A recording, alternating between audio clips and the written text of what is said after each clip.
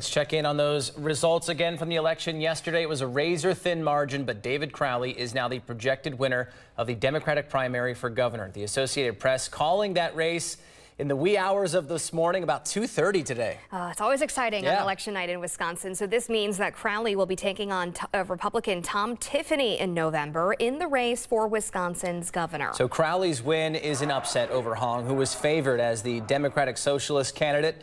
Crowley, actually, you might remember, he dropped out of the race in early July, but then stunned everyone a few weeks later, jumping back in the race with an endorsement from Governor Tony Evers. Now, Crowley did not speak last night during his watch party, his team telling us he was waiting for all of the results to come in. But our reporter who was there in Milwaukee spoke with one supporter who says that they've known Crowley for years and think he's the best choice for Wisconsin.